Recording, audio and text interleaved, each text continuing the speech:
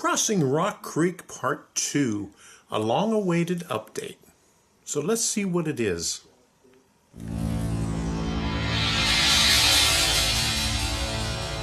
It's been 2 months since I did the last update on Crossing Rock Creek, and it's been a very busy 2 months. We had the holidays in there, and we had a lot of train shows back in December and in January. And then I had some other videos in there. I think I had two videos on the building lights.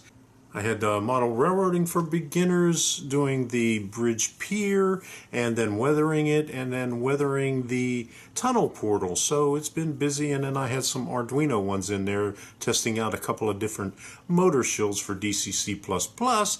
And then we had the incident with Sadie, and we're still playing around with her. It's been almost 3 weeks since her surgery, and she's still not able to walk. She's able to stand. We could prop her up on her back legs, and she could stand there for a while and then slowly fall over like that. But anyway, we're hopeful that she'll be walking soon. They said 6 to 8 weeks, so it's almost 3 weeks now. So this is an update of what I've been doing with Rock Creek, a little bit here and there. So you'll see different t-shirts on at times. You know, this is just a couple of clips from in between there, what I was doing, and some photographs, and I'll walk you through the photographs and show you what I have been doing and what I plan on doing next. Now that I know that the auto turnout control works, then I can get on with doing my scenery. And the first thing I'm going to do with that scenery is I'm going to put a base coat of paint on there. And let me show you what I have here. I had this mixed at Lowe's a while back, and it's called Pine Green. That was close enough to what I needed for my base coat. I got it in the quart size, which is actually 29 fluid ounces now. It's no longer a quart, but anyway, I had to get that size because the smaller size that they mix for you, they only do in satin, and I didn't want satin. I had to have a flat finish. So this is what we're going to use on the base coat. I'm going to coat everything even before I do the plaster cloth on it.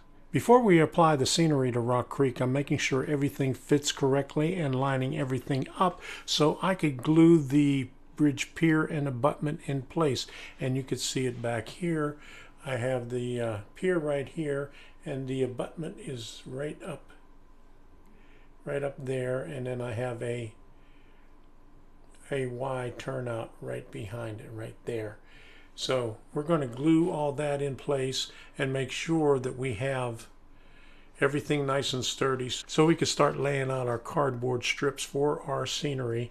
We're going to put this in with the glue gun, and then we're going to go over it with the plaster cloth, and then we're going to go over that with plaster of Paris or Hydrocal, whatever is best for that situation.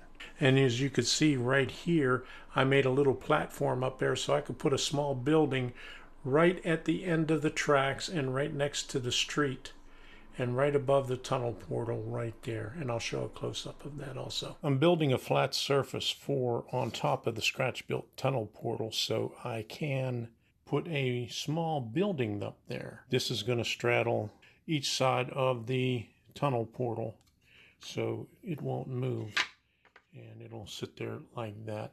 I have a road coming over here, and this is where all the rocks are from the mountain, edge of the mountain, and the one siding is going to butt up right to about right there.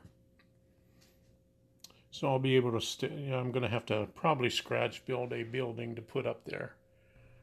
I cut this from a 3/32 by 3 inch by 24 inch piece of basswood and used 1/4 inch square stuck for the bracing on it, and then I spliced 2 of the pieces together to get the full width of it. I'm a little impatient. I can't wait for the glue to dry, but I have it setting up on top of the tunnel portal to see how it looks once it's together. So that's what it's going to look like there, and I'll have to fill in this with scenery on either side, on all four sides of it.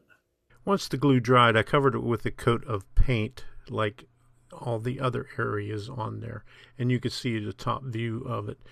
This is where I was working on the tunnel portal and gluing the sides to it. As you can see, I used the hobby tack to attach it.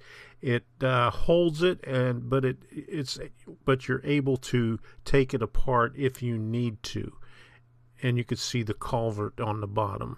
Once everything is secured into place, I'll be able to adjust the sewer pipe and fill in the sides with scenic material to hide the bottom of the retaining walls.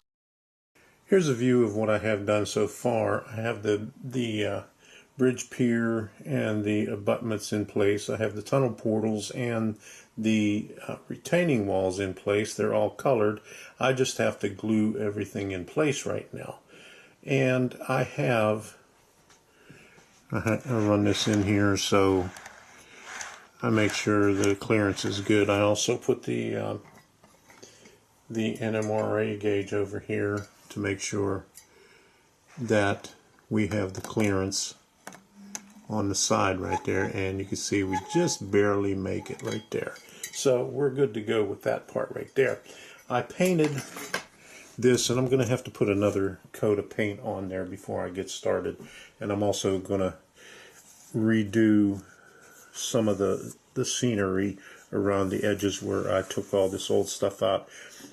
I had a problem with my glue gun. I couldn't find it, so we searched and searched, and I found Debbie's glue gun. So we're going to use that for the strips right here. These right here, and they're from soda cartons, and we have to place some right here to build up the scenery a little bit on these walls right here, and then around here we're just going to put the plaster cloth in there. I don't think we'll need any more support around that area right here. And there's going to be a road right here, and I have an old covered bridge I may put back in there going across Rock Creek itself. Now right above it, and I showed in another video or earlier that I have a board up there up on top of the tunnel portal, and that is going to be for a building. And then let me move the camera up here so you can see it a little bit better. But right here is what I have, and I'm going to fill all that in. I took this piece of the road out, and I'm going to have to redo that piece right there. But the reason I'm putting a building over here is so I could actually hide that road right there, because it's on a really steep angle, and it's not very prototypical, but with the building and some scenery in the way, you won't be able to notice it. But anyway, I marked everything where it's going to go, and I just have to glue it in place right now. I think what I'm going to do right here, I'm going to cut this plywood about right here, take this piece out of here, and I'm going to glue it to the back of this abutment.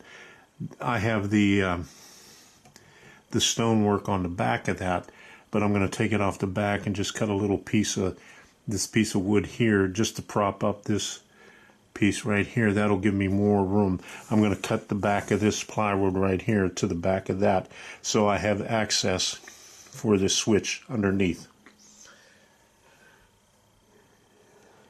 And so we have a lot of buildings that are going to go back here for the industries. I have the Y right there, and I'll put a switch machine underneath there. I'm not sure what I'm going to use. I have a small cobalt that I could use, or I have some of those Iowa engineering ones that I found out that they no longer make. I was going to do a video on them. I think I still will do a video on them. But over here, I got to put a switch machine on this one. This one right here is a hand throw, a Caboose Industries hand throw. I think I'll just leave that one like that. And whenever I need to switch into these sidings over here for the industry, I'll just flip that over. I have to do some more scenery on this side, but once I get that cut and glued into place, I'll be able to start on the scenery with the glue gun and the strips. Here we see a long shot of the track coming across the creek, and some alternate shots from the side and also from the top, so you can see an aerial view of what this is going to look like. Here's an alternate view of the project. As you can see, we have the track coming across to the other area, crossing Rock Creek. I have a Y that will divide the track into two sections and bring it up.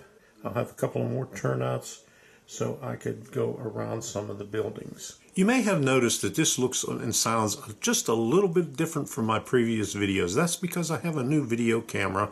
I just purchased a Sony last month, right after the Atlanta train show, because the video or the DSLR that I had took some very bad videos, so I felt it necessary to buy another camera.